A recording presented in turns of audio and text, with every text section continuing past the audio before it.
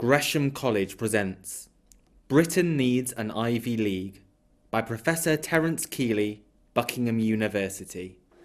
Well, welcome everyone to what is going to be a very interesting and I think timely debate on whether we need an Ivy League. And as you see, to proposing the motion, Professor Terence Kealey, Vice-Chancellor from Buckingham University, and then we're going to get a response from Professor Malcolm Gillies, who's the Vice-Chancellor of London Metropolitan University and the Chairman of London Higher. Personally, having been involved in universities in this country for a very long time, I think this is a very interesting notion, and I am looking forward to this immensely. So without further ado, I'm going to hand over to Professor Kealey.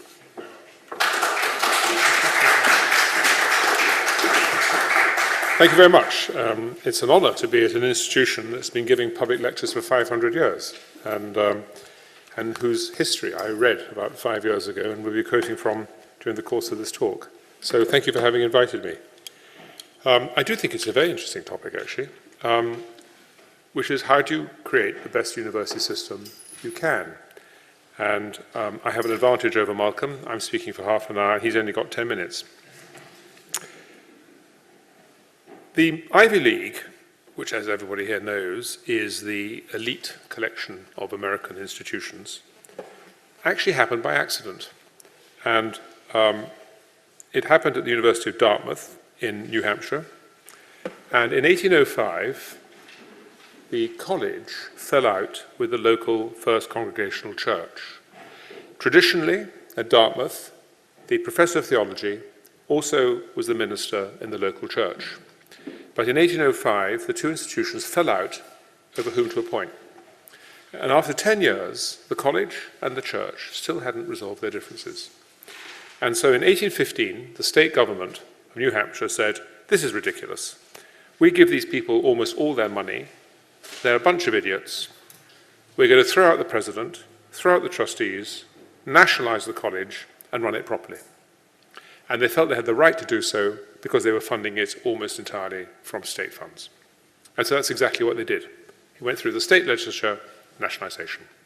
But the original president and the original trustees took them to court, all the way to the US Supreme Court, and in 1819, the US Supreme Court judged that the charter, or originally a royal charter of the college, was equivalent of a contract, that the rule of law obtained even in New Hampshire, and it wasn't for politicians to disrupt commercial contracts, essentially, and returned the college back to the president and the original trustees.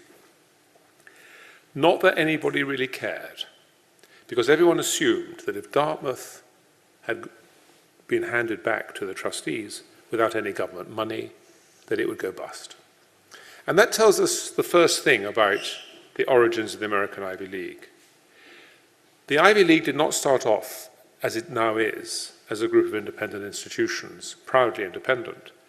It actually started off in a very different way. There were 9 colonial colleges in America before independence in 1776. Harvard, of course, was the first in 1636. Harvard is astonishingly old. But after Harvard, we have William and Mary, Yale, Princeton, Pennsylvania, Columbia, Brown, Rutgers, and Dartmouth. And all were created in very similar ways by local clergymen. And of course, we all know there's a huge theological impulse to the early settlers in America, anxious to train new ministers in the theology of their particular colonies. So the local clergymen created these independent colleges. But in those days, there was no separation of church and state. That was a later concept. And so once they created their theological colleges, it seemed natural to go to the colonial government and ask for support. And it seemed natural for the colonial governments to give that support. And so very quickly, these colleges were getting more than 90% of their income from colonial governments. Moreover, they did, however, keep the English tradition of being formally academic self-governing institutions with a separate charter and a separate ownership. They weren't owned by the state, they were formally independent, and they were modelled on the Cambridge University model. And so the president of Harvard, for example, is to this day still the senior academic. He chairs the board, called the corporation, and the corporation is known, and the members of the trustees are known as fellows, because in 1636, Harvard, modelled on Emmanuel College, Cambridge, the academics ran the college. And so originally, it was a self-governing academic institution on Oxbridge lines. What very quickly happened once the politicians started funding the colleges is they demanded power, reasonably enough. And so very quickly, the institutions that we now call the Ivy League looked very much like British universities today, formally independent charities, getting a lot of money from government in exchange for loss of autonomy. And the loss of autonomy was real. Yale, for example, the governor of Connecticut, the deputy governor of Connecticut, and 6 state senators sat on the board of Yale and effectively ran it. And by the revolution in 1776, all 9 colonial colleges are looking pretty much like English universities today. Independent, largely, technically independent, largely funded by the government, huge influence of the government. And then after 1776, there's a second governance revolution in the Ivy League. And what happened over the next 50 or so years is the politicians were thrown off the councils. Why? Because, like in Dartmouth, the politicians fell out with the colleges, and by now the colleges were learning to look after themselves. They were proud of their autonomy. They weren't going to be told what to do by the politicians, and they basically said to politicians, no, we won't obey your orders. And the politicians said, fine, but then we're going to take away our money. And then there was about a 50 years trade-off as the colleges tried to negotiate for money without condition. That was never forthcoming. And so by the middle of the 19th century, all colonial colleges were independent, without politicians on the board, and they replaced the politicians as trustees with local donors and with alumni. And everyone expected they would all go bust. Only 2 went bust, actually, William and Mary and Rutgers, now owned by the states. But the others all survived thanks to fees and alumni donations, and indeed they were joined by Cornell, which was created in 1865. And so we now have the Ivy League as 7 of the original colonial colleges plus Cornell, and actually technically it's a sports league. But when you say Ivy League, you're really also talking about other independent research universities such as MIT or Chicago or Stanford. So here we have a history really of economic chance, of a series of events almost unplanned that result in North America having these independent institutions. Now, economic theory tells us that education is a public good, that higher education is a public good, and that research is a public good, and that public goods need public funding. Public goods do not survive without public funding. That's economic theory. And so if economic theory is true, these independent institutions should be at the bottom of the international league tables. So, where are the international league tables, and where do the Ivy League appear? There are 3 major international league tables: the Shanghai, the QS, and the Times Higher. And they have different methodologies. Shanghai is based essentially on research output. Shanghai just looks at all the universities and their output of papers, citations, Nobel laureates on the staff, those sort of objective criteria. The QS, completely different. They have banks of academics, banks of industrialists, and they simply ask them their opinion. What do you think of this university? What do you think of that university? Let's rank them. And the Times Higher, yet again, a different methodology, weighted towards research output, but a very interesting mixture of 13 different objective criteria of excellence. 3 completely different ways of looking at universities, but they all come up with very similar indices. So this year, for example, what university did Shanghai think was the best university in the world? Harvard. What university did MIT think was the best university in the world? MIT. And Times Higher, which one did it find the best in the world? Caltech. 3 independent institutions. In fact, if you look at the top 20 universities of all 3 league tables, the same picture emerges. Shanghai has only 4 state universities in the top 20 globally, all American, and only 1 university that doesn't speak English, Tokyo. Times Higher amongst the top 20 has only 5 state universities and only 1 that doesn't speak English, Federal Institute of Technology in Zurich. QS, only 4 state universities in the top 20 and only 1 that doesn't speak English, again, Institute of Technology in Zurich. And most of the top 100 universities globally either are independent or speak English or both. So there's a theme that emerges in the global league tables. The best universities in the world, if you believe the league tables, and I'll come to that in a minute, speak English and are generally independent. Why is that? And the theme of my talk today is that economic theory is wrong and most public policy is wrong, and that there are two independent determinants of quality in higher education. One is national GDP per capita. The richer a country, the better its universities are going to be, of course. But completely independently from that is the degree of autonomy of the universities.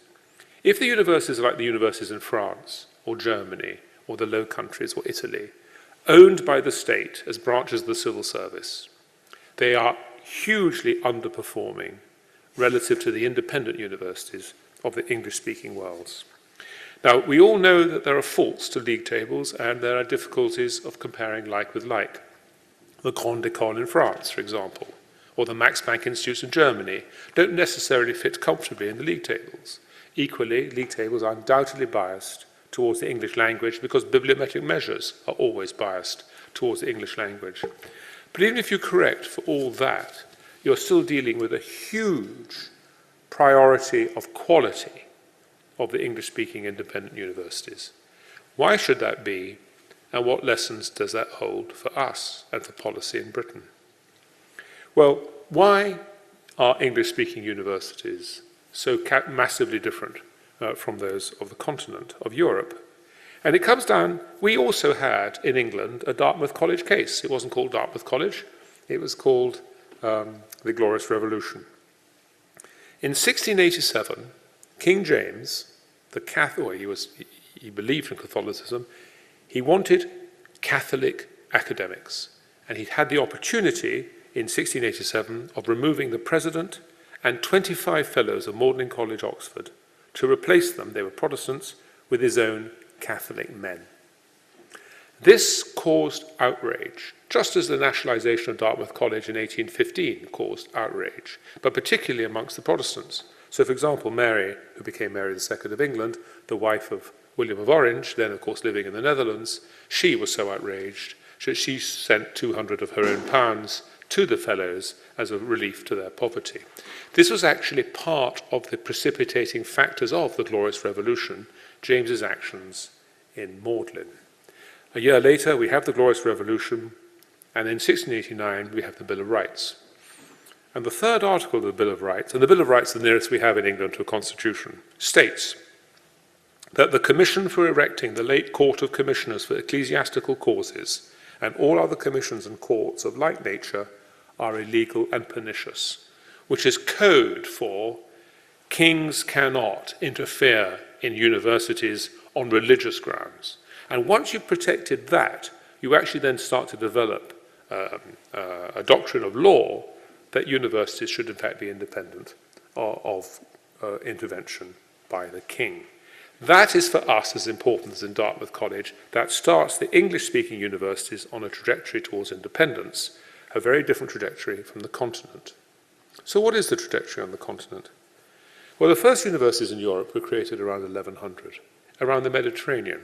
Bologna was the first, created by the students themselves, looking for teachers to teach them law. Soon after that, we have Padua, we have Montpellier, teaching medicine, theology, the sciences, and other useful arts, astronomy, the sort of things that people needed if they wanted to become business people, accountancy and maths. Soon after that, you get in the north of Europe another collection of universities, also independent, also democracies, Paris, Oxford and Cambridge, this time created by the staff themselves. But once you have these independent, self-ruling institutions created, you get anxiety on the part of the church and on the part of the rulers who see a threat to their autonomy here. And so what happens is that the church moves in. And you can see that to this day, that we have titles such as deans and doctors in universities that come from the days when the church actually ran universities. Oxford and Cambridge, the Chancellor of Oxford was the Bishop of Lincoln, the Chancellor of Cambridge was the Bishop of Ely. And these men made a real attempt at running the universities. And sometimes there was no disguise. In 1294, Pope Boniface VIII wrote to the University of Paris to say this: "You Paris masters think that the world should be ruled by your reasonings, but it is to us, not you, that the world is entrusted." What happens in Europe is Europe goes through a process of inquisitions, of absolutism, of Napoleon, and of nationalization of the universities. And so by the time that we get to the modern era, continental Europe has a culture of the state running universities, whereas we in England, more than anything else, thanks to the Glorious Revolution, have a tradition whereby the universities are legally independent and can build on that legal independence if they have the desire to establish real, genuine autonomy. The way to see the medieval universities is as guilds. Everyone knew what guilds were 1,000 years ago. This is basically a guild here.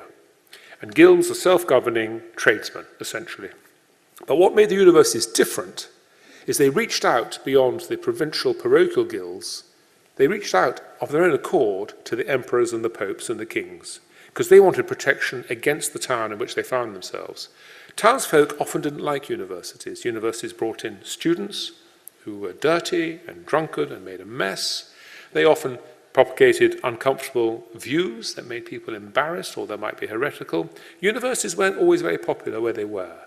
And everyone knows incidents of Oxford and Cambridge in medieval times, of students being hanged and other terrible things happening to students as they were persecuted by the local town. And so the universities reached out and got protection from the crowns and the popes. And the crowns and the popes were happy to protect because they wanted something from the universities. They wanted legal opinions, theological opinions, and other opinions that they could use in their perennial battles with each other, with heterodox thinking, and over diplomatic battles as to who should have priority, the Pope or the Holy Roman Emperor. And universities were very useful in producing these opinions. And so it looked like medieval universities were hugely privileged with the privileges that they received. But unfortunately, those privileges depended on the whim of the crown or the whim of the Pope, and they could equally be taken away. The difference was that when, in 1689, we in Britain or England started the process of introducing the rule of law, once you got the rule of law, then the ancient privileges that, say, Magdalen College had could then be locked into place because they no longer depended on the whim of the monarch. You could then go to court to protect your independent rights. And that's what happened in England. My friend John Adamson pointed out to me when I put this theory to him that there were some aspects of 18th century English universities that weren't particularly independent. The Duke of Newcastle, the King of England, had the right simply to award Oxford and Cambridge degrees on their own personal whims, even well into the 18th century.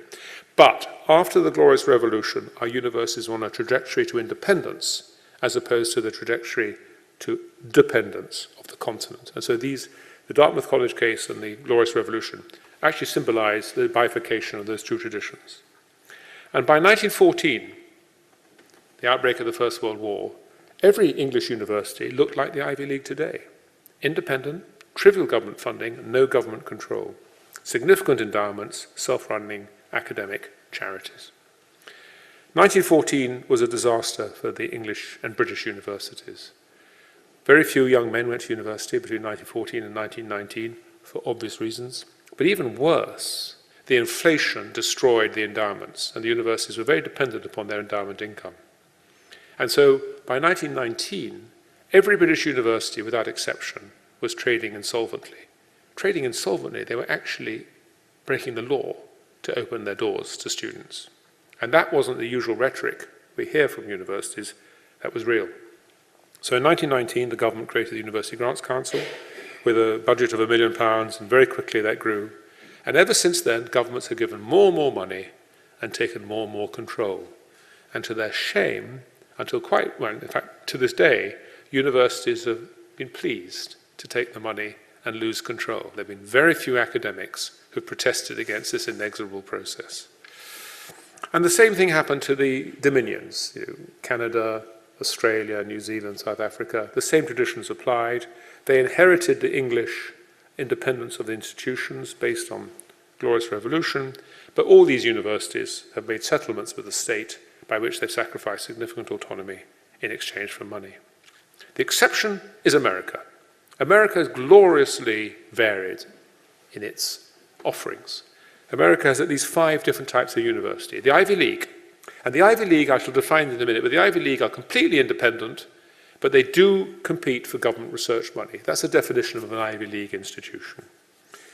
They also have in America liberal arts colleges. Again, independent, high fees, but these do not have pretensions to research. They do teach, however, very, very well. Then you have the state universities in America, and one should never forget that about 90% of university students in America go to state universities. They are the bulk of the universities, certainly in terms of numbers of students they teach. And there are the community colleges, which are the feeders of people with low academic entry standards by which they can get community degrees and start to become valuable members of trade society. And then you have the for-profits. So, we have a global experiment. We have in America 5 different types of university. We have the state universities of the continent and of Asia. We have the British, Australian, Canadian universities that are formally independent but get significant money and control from the state. Which of these experiments, which of these colleges, which of these universities flourishes according to the league tables? The results are catastrophically and blindingly obvious. The best universities in the world are the independent Ivy League institutions of America. Very close behind, however, are the legally independent English-speaking universities that still get an awful lot of money from the state, but retain significant autonomy.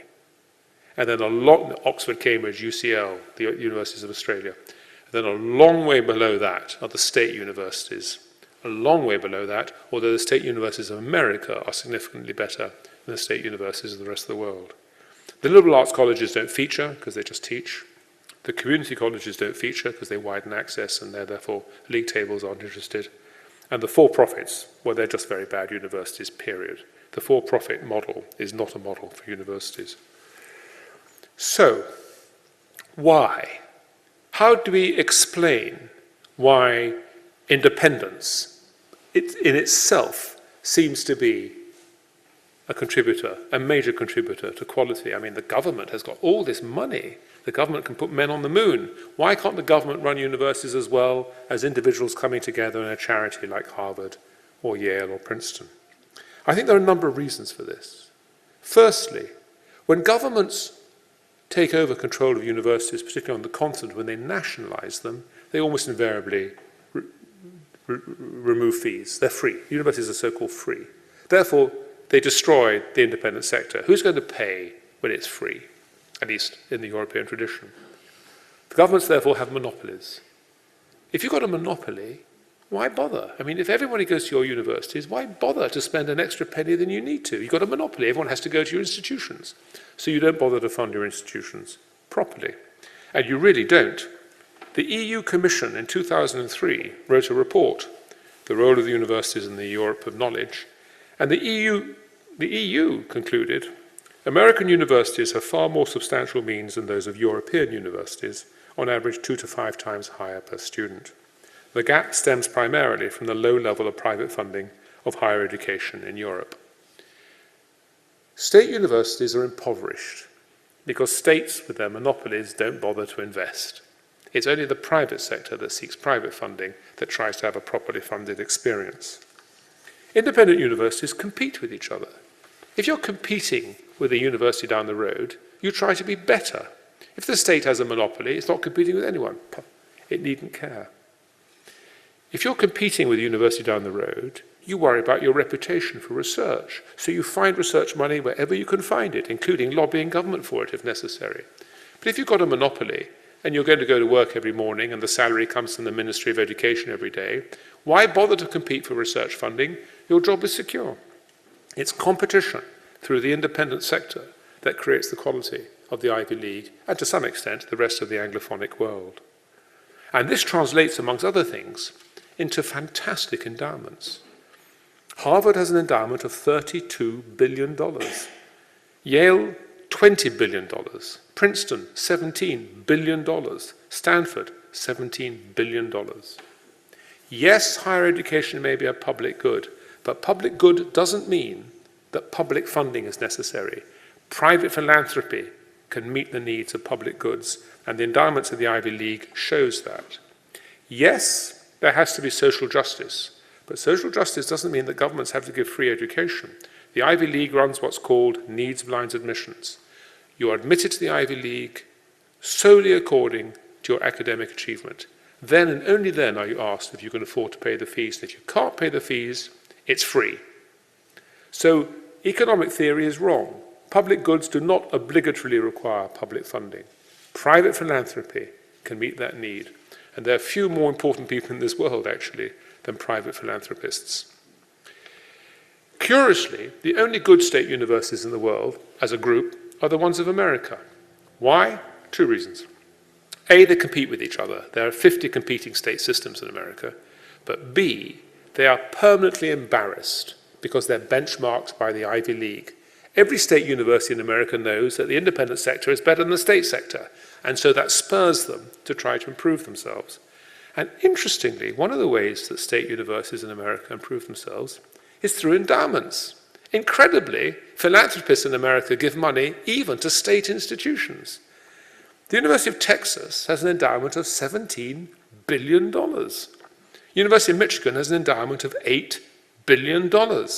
Texas A&M, which is a separate state university from the University of Texas, $7 billion. University of California, $6.5 billion.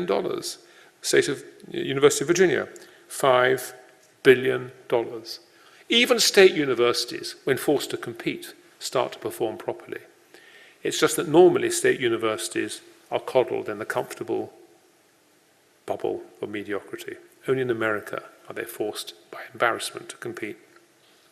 And of course, academic freedom. If you want academic freedom, you have to feel free. There's a very interesting book published in 2008 by Robert O'Neill, who was the president of the University of Virginia, State University. He tells the story of how he heard a politician in Virginia attack a Virginia professor. And the politician said, "Your institution will pay for this," by which he meant, "You've upset me, and I'm an important person because I'm a politician, and I'll make sure that the funding for your institution goes down next year." And the academic replied, but I've just moved to the University of Richmond, which is an independent institution in Virginia.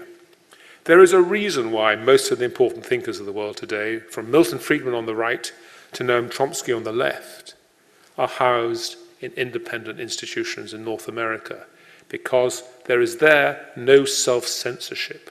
There's enormous self-censorship in state universities because people don't want to offend their paymasters. And because it's self-censorship, it's rarely talked about and rarely exposed. But you don't find much pluralism of thinking that challenges the status quo in state universities. It's much more normal in independent universities for obvious reasons. Now, the government is not the only threat to academic self-governance. Curiously, trustees can be as well. Trustees can be a problem. The best universities in the world, once you look at income, have to be Oxford and Cambridge. They're nothing like as rich as the Ivy League. They're almost as good as the Ivy League in all global tables. Once you take away the fact that their income is so much less than the Ivy League, you have to conclude that Oxford and Cambridge are the best universities in the world, and they are academically self-governing. They don't have trustees, only a handful.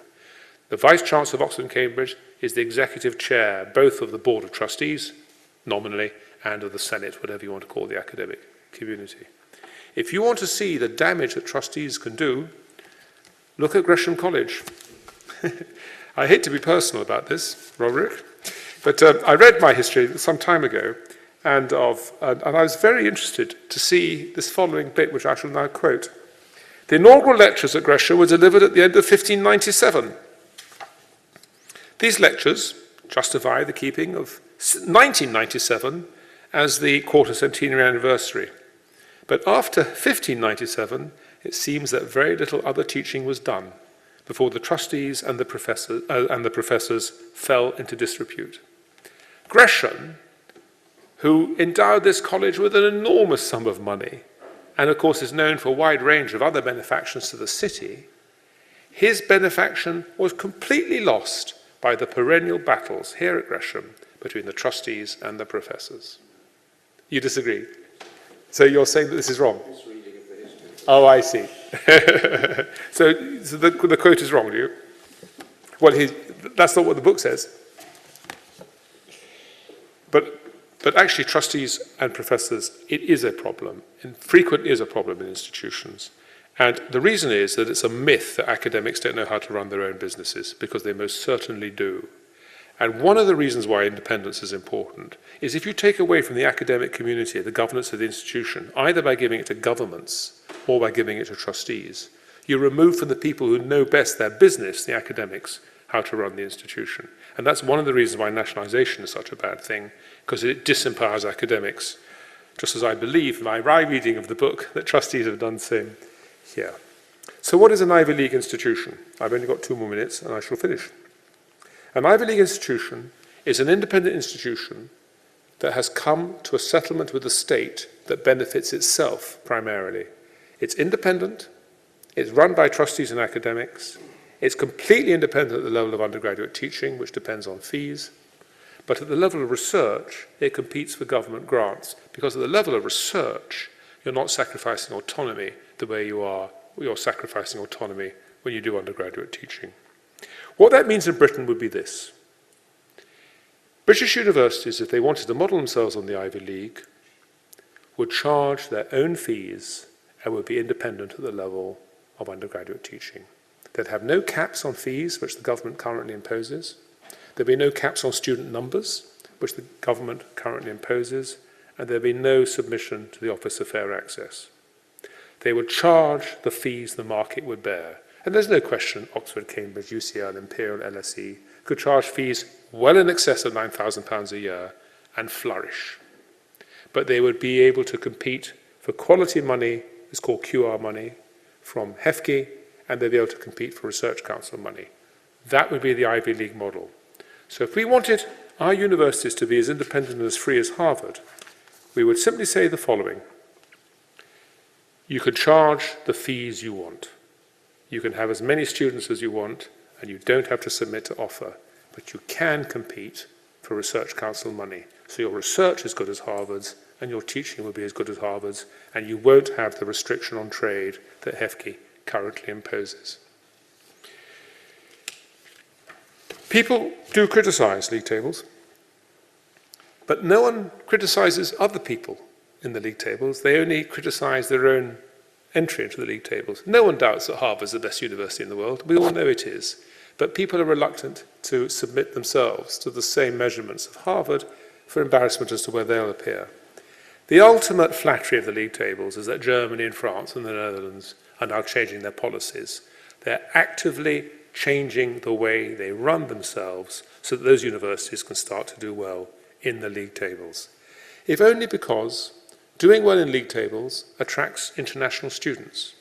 Britain gets more than £5 billion a year from fees and income that international students bring.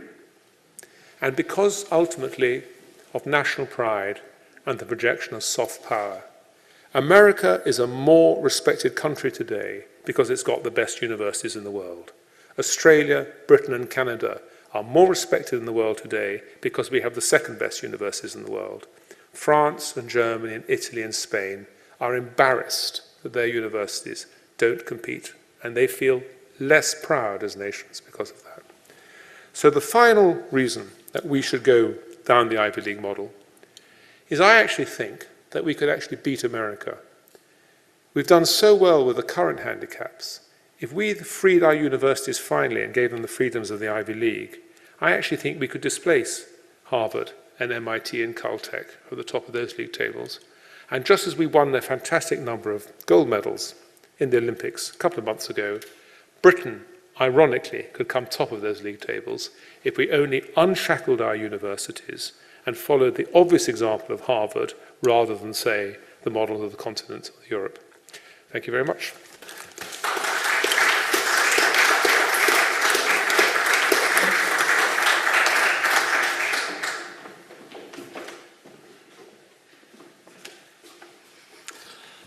Malcolm Gillies with the response. I'm very sorry to say to you that I'm going to agree with the proposition.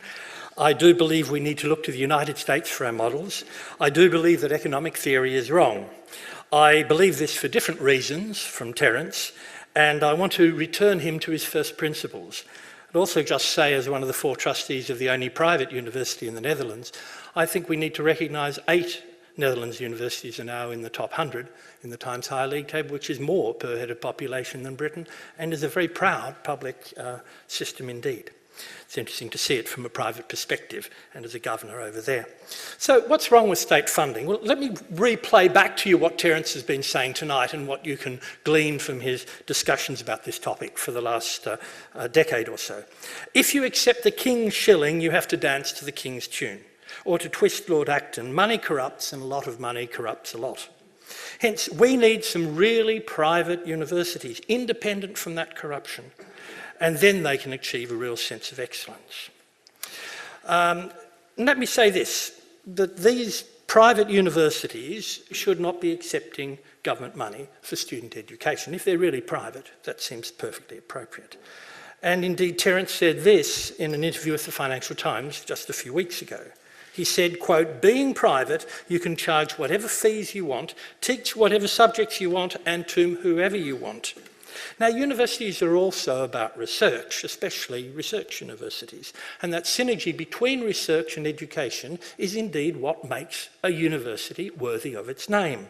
So what we've heard about research is hugely important for these universities.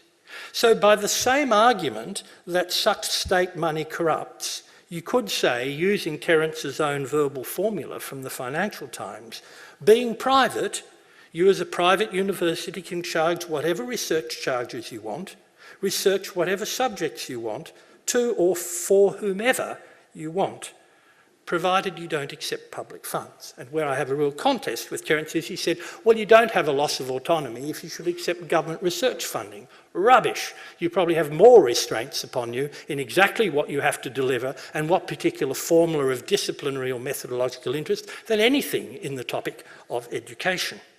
Terence is a staunch defender of libertarian views. The Financial Times, I only go for the best, the league table newspapers here, on the 21st of September wrote this after an interview with him. Kealey firmly believes that whenever humans invent things, they do so because they're driven by a hunger or the profit motive, not because someone has given them a grant. According to Kealey, grants make you lazy and hustling makes you sharp. He thinks universities should be hustlers, end of quote. And once again, the Financial Times quotes Terence saying, once the government gives you money, they want control. Quite so. So let's recapitulate. Given that going properly private is Terence's message for some leading British universities, maybe 10 or a dozen I'd suggest, the AAB exercise recently would tend to indicate about that number, it is just wrong for them to accept the king's shilling for education. You might have to teach what the state, your students, or indeed the state wants or what the state in fact needs. You might have to charge what some regulator tells you you have to. You might even have to teach and some students learn according to some curricular ideas such as every bachelor's degree has to be 3 years or something like Mr. Gove's new formula for A-levels. And I can agree that they would be restraints. But this is so inconsistent in then what's being said about research funding coming directly from the state. This is in fact what Terence said in The Independent 6 years ago on the 26th of October in an article called Time for Britain to Grow Its Own Ivy League. And it completely gives the game away. Quote, yet the Ivy League enjoy the best of all worlds because they access also vast government research funds. And so they do. But he sees this as a thoroughly good thing, and that appeared to be the statement tonight. In fact, he seems to think it's rather smart.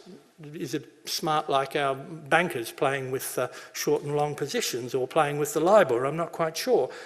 But the formula therefore seems to go like this, that going private to teach what you like, how you like, and charge what you like is a good thing, but accepting the king's shilling for research surely means that you research what they want and how they want it, and have your accountabilities accordingly. Anyone who's written an accountability report on a research grant would realise how restraining that is. So on that bit of it, I'm sorry, I don't think it works. You need to follow your first principles, Terence. If you're not going to accept the King's shilling, not going to dance to the King's tune, that has to be for education and research. That's what a university indivisibly is. So how can I be agreeing with this proposition that Britain needs an Ivy League? Well, simply by agreeing with the first principle of not accepting state money. That is, we need genuinely private bodies that do not accept that money, and with that, the control of the state. One, this would save the state a lot of money. I mean, let's think of George Osborne at the moment, for instance. A dozen leading UK universities in such an Ivy League would relieve the public purse of perhaps 20% of higher education public expenditure. Two, it would provide a real alternative, gloriously independent, for some of the universities, and for many of them, Terence mentioned, 90% of the students in America would still be in some kind of state institution. We do need a real choice here in teaching, in curriculum, in pedagogy, in assessment, in work preparedness. And the higher education sector, I would suggest, is crying out for that greater diversity. Some remaining with support from the state, but others, I would suggest, gloriously breaking away and therefore pushing the boundaries. Third, and most importantly, this would be a real shot in the arm for British research, which is ailing, not in the quality of the research done, I would suggest, but in its connection with industry, business and community. We need real impact of that research. And what better a way to take our best institutions and force them into a position where they need to be the hustlers, where they are hungry, where they are not getting those government grants, and therefore have to forge what we need, which is a better connection with industry and business. And the best model is the United States. Why? Well, the US spends 2.7% of GDP on research and development. And over 75% of that connects in some way with business enterprise. The rest is government and HE sector. The United Kingdom, only 1.7% of GDP, pretty mediocre level for research and development, and barely 2/3 of that connects in any way with business enterprise. Look at it in another way.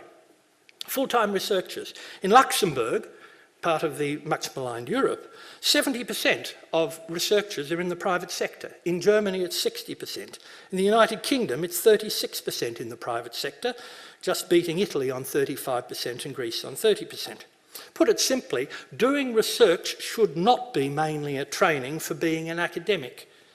It wants to be a training for driving national innovation and enterprise forward, to stop Britain dropping out of the top 10 world economies. It should worry us more than trying to be in the top 10 world universities.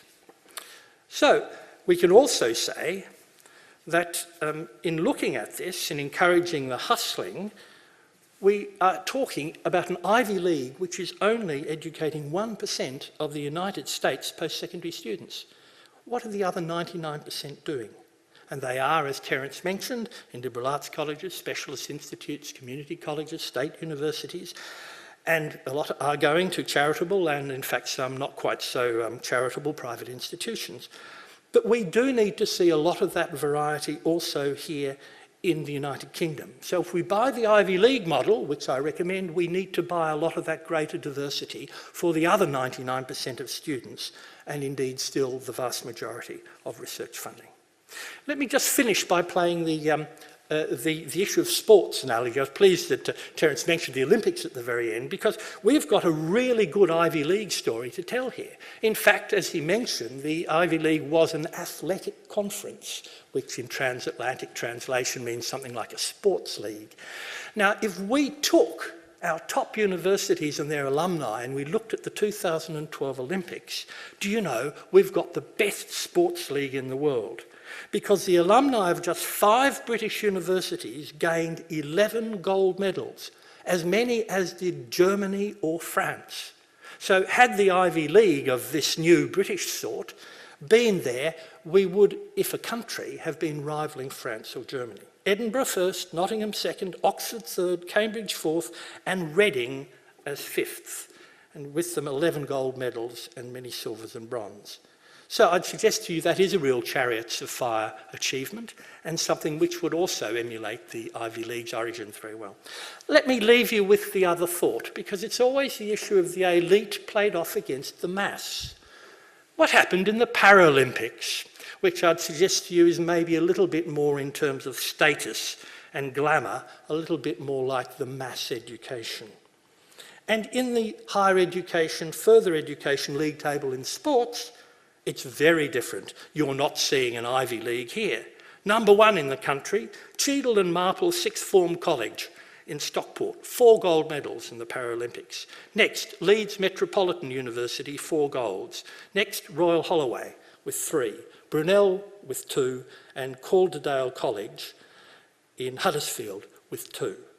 We need the mass, we need the elite, we need the Olympians and the Paralympians if we're going to be a whole community. Ladies and gentlemen, I think I've made my point. I commend the proposition of Terence to you. Britain needs a fully private Ivy League and a lot more, and it needs all of them right now. Thanks. For all information, please visit www.gresham.ac.uk.